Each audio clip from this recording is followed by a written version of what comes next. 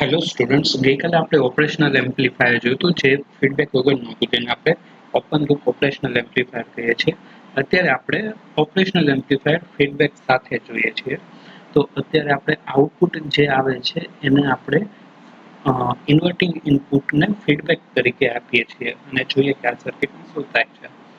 જેવું આપણે રન પર ક્લિક કરશું એવા નોન ઇન્વર્ટિંગ ઇનપુટના 3.3 વોલ્ટ તમને આઉટપુટમાં પણ 3.3 વોલ્ટ એટલા જ રહે છે. તમને અહીંયા કોઈ ગેઇન કે એવું નથી મળતું, રાઈટ?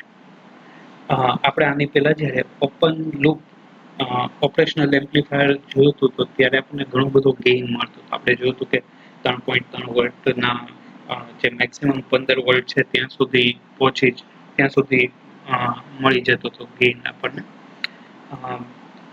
હવે આપણે અત્યારે ઓપરેશનલ એમ્પ્લીફાયરમાં આપણે જ્યારે ફીડબેક ઇન્વર્ટિંગ ઇનપુટને આપીએ છીએ ત્યારે ઓપરેશનલ એમ્પ્લીફાયરની અંદરની સર્કિટરી એવી રીતે કામ કરે છે કે જે બંને ઇનપુટ ટર્મિનલ વચ્ચેનો જે વોલ્ટેજ ડિફરન્સ છે એ બને એટલું ઓછો ટેન્ડ્સ ટુ ઝીરો રહે એ રીતનો એનો એફર્ટ હોય છે. તો અત્યારે આપણે જ્યારે નોન ઇન્વર્ટિંગ ઇનપુટને પ્લસ 3.3 વોલ્ટ આપેલો છે ત્યારે જે ઇન્વર્ટિંગ ઇનપુટ છે ત્યાંનો વોલ્ટેજ પણ અંદરની સર્કિટરી 3.3 વોલ્ટ થાય એવો એફર્ટ કરશે.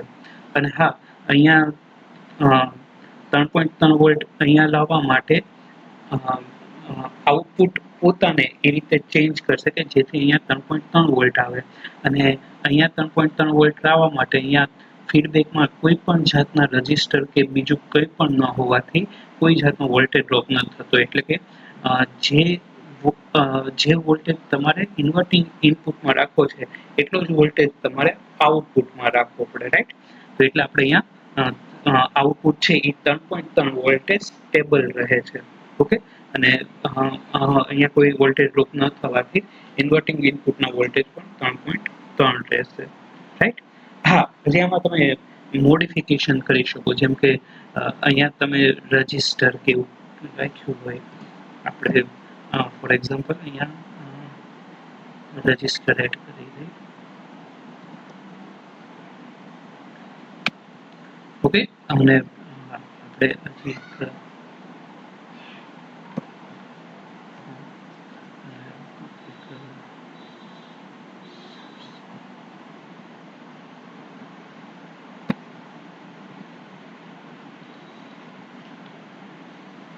ઓકે, હવે આપણે શું કર્યું હતું કે આપણે જે ફીડબેક આપ્યું હતું ને એ ફીડબેકમાં આપણે રજિસ્ટર એડ કરી દીધા.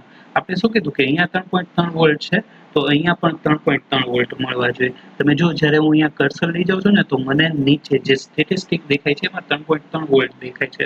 છતાં તમારે અહીંયા જોવા હોય તો આપણે show current and show voltage કરી નાખીએ તો ઓકે. હા, તો જો તમને નોન ઇન્વર્ટિંગ ઇનપુટમાં પણ 3.3 વોલ્ટ દેખાશે, ઇન્વર્ટિંગ ઇનપુટમાં પણ અહીંયા 3.3 વોલ્ટ છે. અને આપણને તો ખબર જ છે કે ભાઈ બંને ઇનપુટ છે એ કરંટ ડ્રો નથી કરતું ઇન્ફાઇનાઇટ રેઝિસ્ટન્સ હોવાથી, એટલે કરંટ તો 0 એમ્પિયર આવવાનું છે, રાઈટ? તો અહીંયા 3.3 વોલ્ટ કરવા માટે સર્કિટને શું કરવું પડ્યું તો કે સર્કિટને આ બંને વોલ્ટ સરખા કરવા માટે આઉટપુટમાં એને 6.6 વોલ્ટ કરવો પડ્યો, જે ખરેખરમાં ગેઇન છે. આપણું ઇનપુટ સિગ્નલ 3.3 વોલ્ટનું છે ને અત્યારે આપણને આઉટપુટ કેટલું મળે છે? 6.6 વોલ્ટનું. તો હા, આપણે અત્યારે પહેલા આપણે જોયું કે ભાઈ અહીંયા કોઈ રજિસ્ટર નહોતો ત્યારે જે આઉટપુટ આપણે ઇનપુટ 3.3 વોલ્ટ કરવા માટે આઉટપુટ પણ 3.3 વોલ્ટ રાખવું પડતું હતું. પણ જેવું આપણે રજિસ્ટર આ રીતની સર્કિટ ગોઠવી તો આપણને આઉટપુટ 6.6 મળે છે. તો આ એવું કહેવાય કે 3.3 વોલ્ટનું હું 2 સાથે ગુણું, ડબલ કરું એટલે ગેઇન મને 2 ગણું મળે છે.